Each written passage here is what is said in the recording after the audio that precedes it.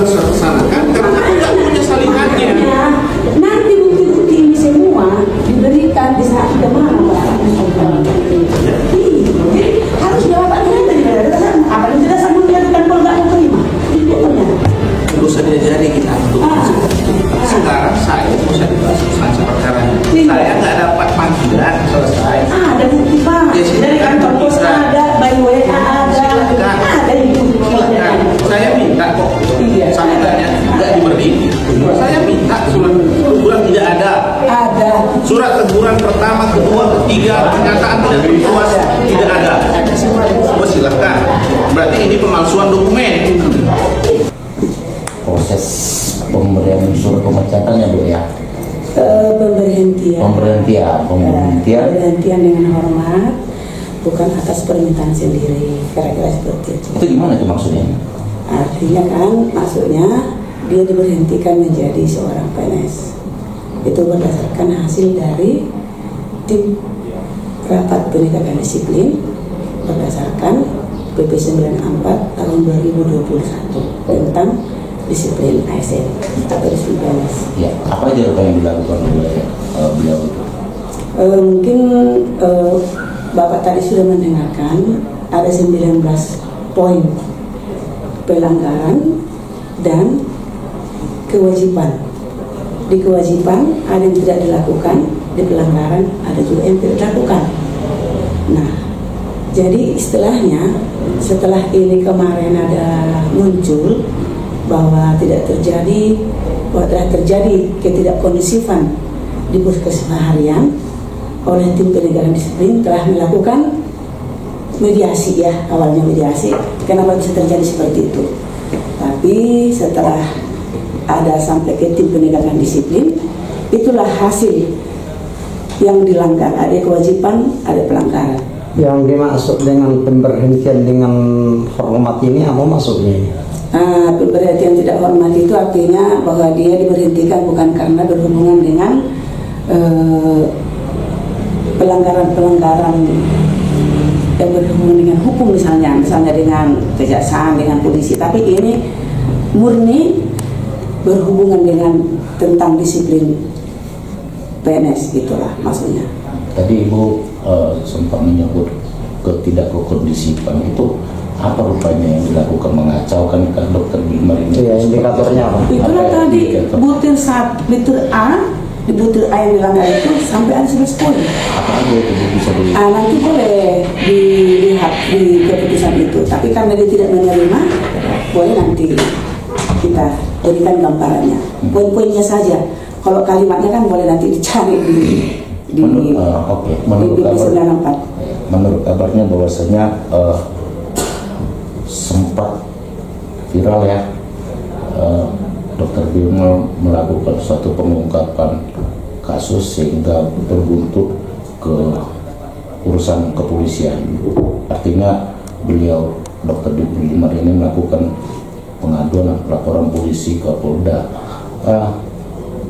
Dan Ibu salah satunya, begitu juga dengan Ibu Kadis. Iya. Itu apa Bu yang dilaporkan itu? Baik, jadi ini ada dua hal yang berbeda ya. Dua hal yang berbeda. Karena tadi dua hal yang berbeda, apakah ini berbeda? Tidak. Soal saya diadukan saudara Wilmar ke Polda, tidak ada hubungannya dengan ini. Itu yang dilaporkan apa Bu? Yang dilaporkan itu katanya pemalsuan tanda tangan. Nah, di pemalsuan tanda tangan itu kan BKD tidak punya otoritas menyatakan itu palsu atau enggak. Kita hanya memproses pegawai-pegawai yang CPNS menjadi PNS karena sudah ada aturan. Ketika itu kita mintakan persyaratan. Memang kalau SKP itu bukan persyaratan yang harus, tapi kenapa ini juga kami lampirkan supaya ada pimpinan untuk melihat penilaian kinerja bawahannya. Artinya seandainya pun SKP itu ditarik bukan mempengaruhi proses pengangkatannya. Ini kami buat sebagai persyaratan tambahan. Di dokumen tanda tangan SKP itu katanya 12 orang yang masukkan tanda tangan beliau. Nah, ketika saya dipanggil ke Polda untuk klarifikasi hal tersebut, saya katakan saya tidak punya otoritas menyatakan itu palsu atau enggak. Itu tugas Bapak. Kalau memang ada di sana pemalsuan, ya silakan, karena pemalsuan tanda tangan itu murni pidana. Tidak ada diatur dalam administrasi kepegawaian.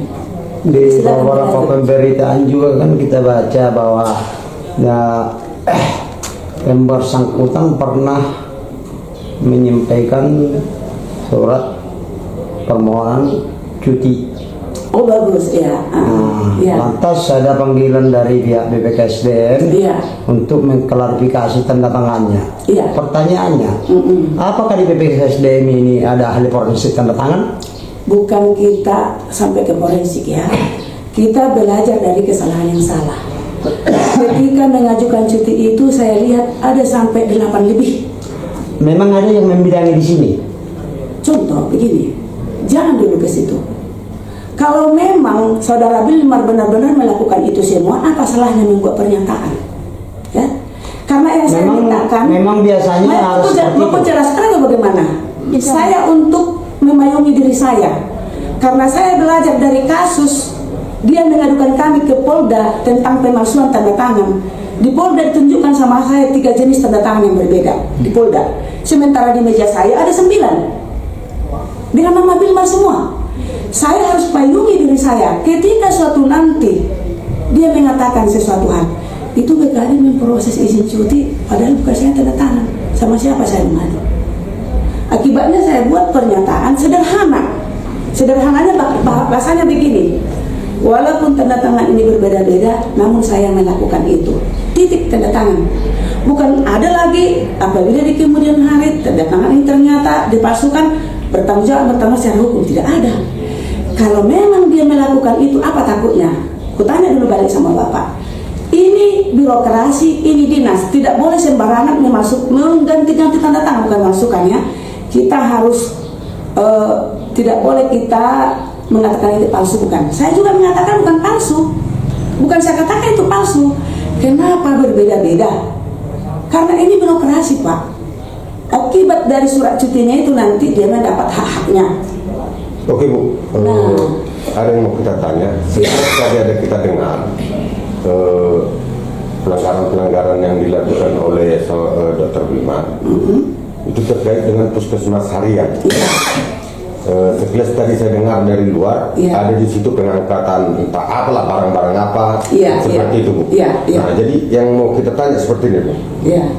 Itu kan sudah berproses kalau nggak salah setahun 1 tahunan lah kemarin waktu dia diganti dari sebagai kapus dan itu juga terekspos di media, ada media yang mengekspos bahwa ada kejadian seperti itu. Nah yang mau kita tanya Bu, di mana posisi tim penegak disiplin saat itu hingga sekarang itu menjadi putusan tim penegak disiplin? Baik, itu, Bu. Itu salah satu poinnya. Ini kan saya katakan tadi sudah berproses. Ini bukan ujuk-ujuk dalam 2-3 hari ini. Ini sudah berproses dari hasil pemeriksaan inspektorat. Nah, ketika itu kemarin yang diduga pengambilan beberapa alat-alat puskesmas itu, alat-alat kesehatan puskesmas, sudah diusahakan dimediasi di inspektorat, tapi tidak ada hasil. Jadi karena ini tidak ada hasil, sehingga rentetannya sampai sekarang akhirnya sampailah ke tim penegakan disiplin. Nah, jadi pun saya katakan ini bukan proses 1-2 hari ini sebelum hari ini, sudah rentetan dari sejak 2023. Makanya di poin-poin itu ada yang kami sesalkan. Ketika seandainya Pak Wilmar ini mau kemarin di sidang tim penegakan disiplin, disitulah dia bantah.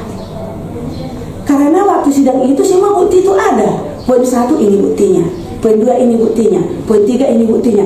Ketika mau dia di sidang, seandainya dia mau, di situ dibantah. Tapi karena dia tidak mau di sidang, hasil ya kita garis bawahi ya, hasil dari penilaian tim penegakan disiplin kita rujuk ke BKN.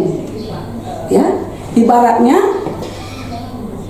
seperti sakit diagnosa ini. Datanglah dokter ini, bagaimana kalau gini penyakitnya? Kan pun begitu Pak. Inilah pelanggaran yang dilakukan. Ini bagaimana ini? Sudah benarnya kan ini? Makanya oleh BKN ditambahkan itu aturan perka BKN-nya. Waktu kami menyampaikan itu ke BKN, masih hanya menggunakan PP 94 tentang penegakan disiplin. Oleh BKN ditambahkan lagi termasuk dia tidak mau di sidang, mau tidak ada panggilan, mau ada panggilan, buktinya kenapa dia datang? Dengan alasan teguran 1 tidak ada, teguran 2 tidak ada dari atasannya. Ternyata setelah ada bukti di sini ada. Nah, memang BKN mengatakan dibuatkan lagi ke BKN. Jadi ini sudah kami rujuk ke BKN. Pemkab Samosir bukan ujuk-ujuk menjatuhkan pasal itu ke beliau, tapi ketika hasil penegakan ini kita rujuk ke BKN. Kita 2 kali buat pertemuan di BKN. Oleh karena itu, kalau ada waktu Bapak, boleh juga untuk klarifikasi ke BKN terkait saudara Bilmar. Karena kita tidak mau membuat keputusan yang salah, ya kan? Ini analoginya di luar pemeriksaan Ladulin. Analoginya sakit pasien dirujuk ke sana. Benarnya ini sakitnya ini, oh benar, bahkan ada lagi penyakit yang begini. Oke. Nah itu. Jadi Ibu singgung juga ya soal analogi ya. Iya, iya. Tadi Ibu juga menyebut rentetan dari apa yang sudah dilakukan, sehingga terkesan seperti tidak kondisipan di antaranya itu. Dr. Bilmar melakukan laporan. Apakah ini salah satu ataupun menjadi motif ke Pemkab ini untuk melakukan pemecatan dengan hormat kepada Dr. Bilmar? Iya. Karena di PP 94 itu jangankan 7, 2 saja itu dilanggar. Maksud saya begini, Bu, apakah dengan tindakan laporan kepolisian ke Polda? Oh bukan. Apakah itu salah satu indikasi memotivasi? Tidak. Kalau yang ada laporan saudara Bilmar ke Polda, ke Polres tentang ini tidak ada hubungannya dengan sidang di penegakan disiplin. Tidak ada. Yakin saya, karena di fakta-fakta yang dibuatkan dalam keputusan itu dijelaskan. Poin A 11 ini begini, nanti bisa dimintakan bukti-buktinya. Tapi tadi dibantah, Bu. Apa? Fakta itu. Penandatangan langsung tanda tangan. Banyak poin tadi yang dibantah. Itu. Nah gini, kalau Bapak Bilmar membantah poin-poin itu, nanti kan ada tempat dia membantah. Tempat dia membantah itu BP ASN, ya. BP ASN itu nanti sidangnya bisa ke Mendagri. Jadi ini tidak kalau biasanya tim penegakan disiplin sidangnya bukan di Polda atau apa, tapi BP ASN. Ya. Nah jadi inilah. Jadi aku minta sama kita semua, kita suarakanlah ini soft lah. Kita artinya Pemkab Samosir itu bukan ingin menciptakan ini supaya seseorang dijolimi, bukan. Tapi harus kembali ke... Tidak ada menyebut dijolimi, Bu. Bukan, maksud saya mau menyampaikan bahwa kami ASN ini dibatasi. Apanya? Cara berbicara, bertindak, di situ ada dibunyikan. Nah, dibatasi apakah diantaranya itu, Bu? Baik di luar pengungkapan suatu kasus, kan ada tadi di situ salah satu. Iya, kan ada tadi disebutkan di situ. Supaya ASN tidak boleh mengungkap suatu kasus ataupun temuan. Bukan apakah kasus, itu salah satu? Bukan kasus ya. Jadi apa itu, Bu? Sifat-sifat surat rahasia misalnya. Contoh, ketika saya panggil klarifikasi tanda tangan, dia belum ke sini, tapi suratnya sudah di sosial media. Itu bukan sikap ASN. Contohnya, ya. Kan kemarin saya panggil dia untuk klarifikasi tanda tangannya. Contoh gini, Pak, benar ini tanda tanganmu? Karena sama Bapak Istangan kemarin sudah saya tunjukkan itu beberapa tanda tangan yang sangat berbeda. Benar. Kalau gini benar tanda tangani pernyataanmu ini. Dia tidak mau. Memang semuakah PNS di jajaran Pemkab Samosir yang mengajukan surat cuti semua itu dipanggil untuk diklarifikasi apakah benar itu tanda tangannya atau tidak? Apabila sama, ada misalnya dia 10 dokumen di BPKSDM ini, apakah ada ahlinya forensik? Bapak Sinaga jangan begitu, jangan melempar. Bapak kan contoh, ini contohnya saya buat ini. Artinya begini. Kalau memang berbeda-beda tanda tangannya lebih dari 3 saya klarifikasi, itu aja. Ada diatur itu di undang-undang? Saya sendiri mengatur diri saya sendiri. Berarti bisa suka-suka begitu? Kalau Bapak mengartikan suka-suka silakan. Tapi karena saya belajar dari kesalahan yang sama. Kemarin dia mengadukan orang memasukkan tanda tangannya, ya kan? Diadukan dia semua orang, ada 15 orang memasukkan tanda tangan. Ketika dokumennya datang ke saya periksa. Kemarin dia bermasalah tanda tangan. Dia sendiri 8 jenis tanda tangannya. Enggak, yang kita tanya kan begini. Ya. Apakah semua yang mengajukan surat cuti dilakukan hal yang sama? Kalau ada kalau belum selesai saya tanya. Nanti Ibu jelaskan. Apa? Apakah diperlakukan sama di jajaran tempat sama ini? Artinya sama di mata hukum begitu kira-kira. Kalau tanda tangannya itu lebih dari 2 macam akan saya klarifikasi. Sama perlakuannya. Ya, buktikan. Kalau ada yang tidak saya klarifikasi, bawa ke sini. Buktinya saya tidak membedakan orang. Itu. Jadi kalau selama ini. Tapi tidak kita bilang ya bukan palsu ya.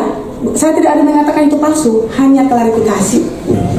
Karena ini surat dinas, birokrasi, seorang PNS tidak boleh mengganti-ganti tanda tangan lebih dari 5, 10, tidak boleh.